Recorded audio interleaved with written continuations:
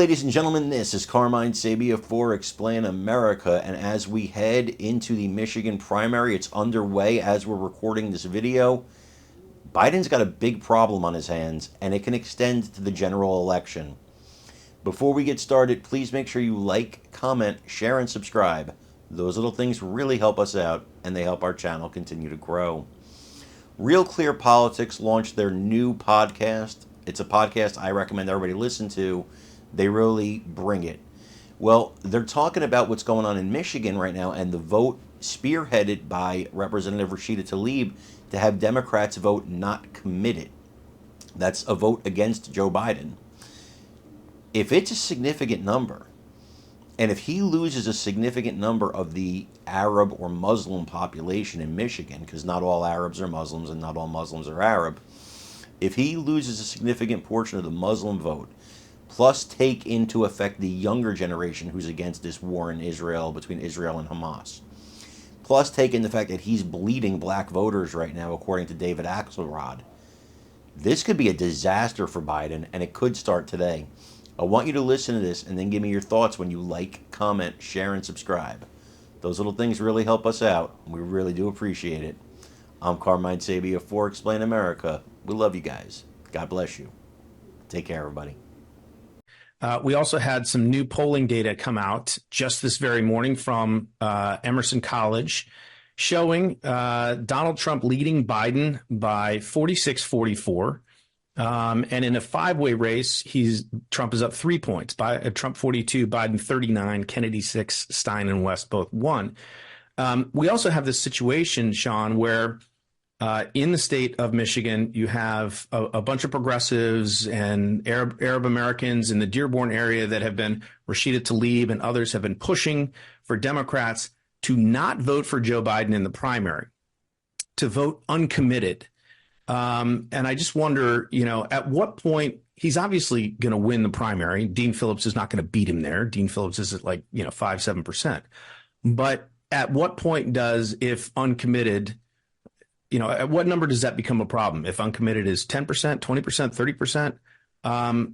Or is this just kind of a local spat in the primary? But certainly it has implications in a general election setting for sure. But talk about the primary first. Yeah, I mean, there's not much doubt Donald Trump's going to win it handily and that Joe Biden is going to win it handily. You kind of have to do the math, though. I think even as low as 2 or 3% is a problem for Biden because that can translate to a percentage point off of his margin in a general election. If a fraction of those voters don't show up, if a large fraction of them just kind of do the same thing for the general, he's done. Especially if you have Cornel West on the ballot, who is, rabidly pro-Palestinian, I believe. If there's a pro-Palestinian candidate on the ballot, he's going to have a really, really hard time winning that state because he doesn't have a lot of margin for error there. It definitely is a situation where that's a state that's been pretty close the last couple cycles. Obviously, Trump won it in 2016, Biden won it in 2020, but in every single general election poll that we have in our average right now, Sean, and we have 1, 2, 3, 4, 5, 6, 7 of them that have been taken, 5 of them that have been taken since the beginning of the year. Trump's leading by anywhere from 2 to 8 points. He's up 5 in our average.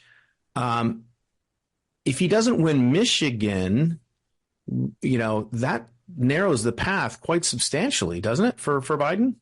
Yeah, if he doesn't win Michigan, it's pretty much over. And just to put, I laughed while you were saying that because people are just in denial about this online and just how dire things are. I don't think Trump has ever led in a Michigan poll in 2016 or 2020. Maybe Trafalgar had one at the end of 2016, but I mean, this is unprecedented. So Biden's in a world of hurt there. And if he's shedding Arab American voters because of his position in Israel, it is very, very difficult for him to win the presidency without Michigan.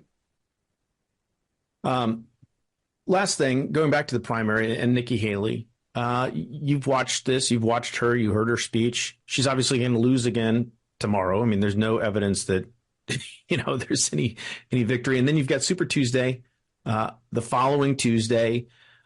a ton of states.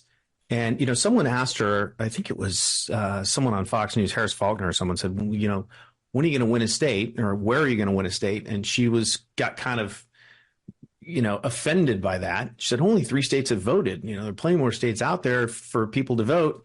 How long does this go on? And how much of a problem is it for Donald Trump? You had Gavin Newsom on one of the Sunday shows saying, look, Nikki Haley's great. She's our best surrogate against, Trump.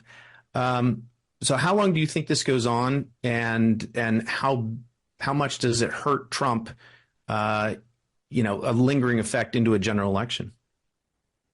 I don't think it really hurts him that much. I mean, it's because she's not really drawing blood anywhere.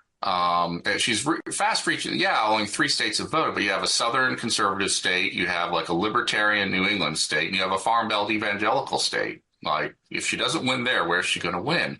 And she's at the point now, I think, where she's hurting herself more than she hurts Trump, because no one really thinks she can win, and I don't really think she's landing blows on Trump. I mean, I think any problem Trump has with establishment GOP voters at this point is there, whether Nikki Haley runs or not. I really don't know what the end game is for her at this point. Okay. We're going to leave it there. Sean Trende.